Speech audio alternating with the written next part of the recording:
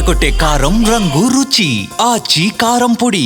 భవానీపురం జోజీ నగర్ కు వైసీపీ అధినేత వైఎస్ జగన్ రాబోతూ ఉన్నారు. ప్రస్తుతం ఇదే విషయానికి సంబంధించి మనతో మాట్లాడింది మాజీ మంత్రి వెల్లంపల్లి శ్రీనివాస్. సార్, జగన్ రాబోతున్నారు, 42 ఫ్లాట్లకు సంబంధించి బాధితులతో మాట్లాడబోతున్నారు, ఎలా ఉండదు? ఇది చాలా ఆవేదనకర కార్యక్రమం వాస్తవంగా చెప్పాలంటే. ఎందుకంటే దాదాపు 42 మంది రోడ్డు మీద పడిపోయారు. ఒక్కొక్కళ్ళు లక్షలు పెట్టి స్థలాలను రిజిస్ట్రేషన్ చేయించుకొని, కొంతమంది ఇళ్ళు ప్లాన్లు తీసుకొని కూడా ఇల్లు కట్టుకొని పన్నులు కడుతూ అన్ని రకాల ప్రభుత్వ పనులన్నీ కడుతున్నా కానీ ఆల్ ఆఫ్ సడన్గా ఒక గంటలో మొత్తం కూడా ఒక శ్మశానంలాగా తయారైపోయింది ఏరియా అంతా కూడా.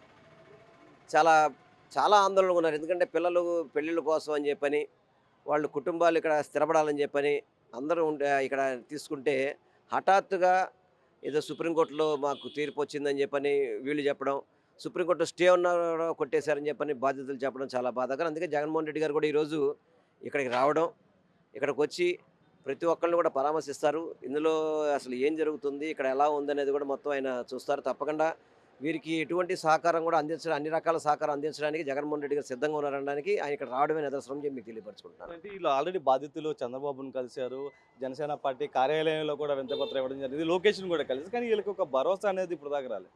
ఒకటే చెప్పేది ఇప్పుడు, ఎందుకంటే వాళ్ళు అధికారంలో ఉన్న కూటమి నాయకులు కూడా కలిశారు. కానీ స్థానిక ఎంపీ కనీసం ఇక్కడికి వచ్చి వీళ్ళ ఓట్ల ద్వారా గెలిచిన వ్యక్తి కనీసం ఇక్కడికి వచ్చి ఆయన పరామర్శించాడా?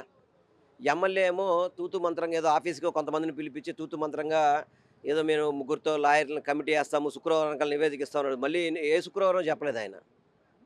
అందుకనే అధికార పార్టీ నాయకులందరూ కూడా దీంట్లో కుమ్మక్కయ్యారని చెప్పడానికి కారణం ఏంటంటే మేమందరం కూడా వాళ్ళెవరు కూడా బాధ్యత రాహిత్యంగా ప్రవర్తించడం.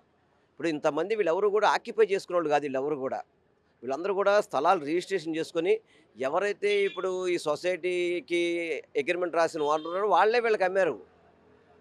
రిజిస్ట్రేషన్ అయింది, పన్నులు కడుతున్నారు. ఈరోజు తీర్పు సొసైటీ వాళ్ళకి ఫేవర్గా వచ్చిందని చెప్పని ఈరోజు వాళ్ళని నిలువు నీళ్ళు లేకుండా పడిపోతున్నప్పుడు కనీసం రాష్ట్ర ప్రభుత్వం వాళ్ళని ఆదుకోవాల్సిన పరిస్థితి లేదా?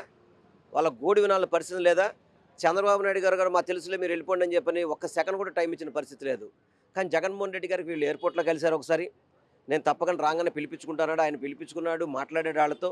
వాళ్ళందరూ కూడా ఇక్కడికి రమ్మని పిలిచారు. ఒకసారి వస్తే మీరు మా కష్టం చూస్తారు, ఎంత ఇబ్బంది పడతారో మీరు చూస్తారని చెప్పంటే సరే అని చెప్పని ఆయన ఈరోజు రావడం జరుగుతుంది.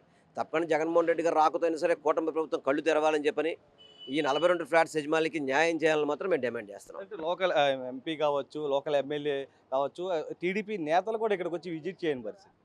ఎవ్వరు ఏ ఒక్కరు కూడా చివరికి చెప్పాలంటే దీంట్లో వీళ్ళు ఇక్కడ లాయర్ని పెట్టుకుంటే జనసేన నాయకులు ఎవరో కొంతమంది వీళ్ళ దగ్గర డబ్బులు తీసుకొని లాయర్ని పెట్టి కూడా మోసం చేశారు వాళ్ళు.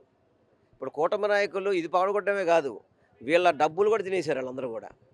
అందుకని ఈరోజు వాళ్ళకి ఎటువంటి సహకారం అందించడానికైనా సరే వైఎస్ఆర్ కాంగ్రెస్ పార్టీ మా నాయకుడు జగన్మోహన్ రెడ్డి గారు వాళ్ళు తోడుగా ఉన్నాడు. తప్పకుండా వాళ్ళకి న్యాయం జరుగుతుంది, వాళ్ళకి అంతా మంచి జరుగుతుందని మాత్రం నేను భావిస్తున్నాను.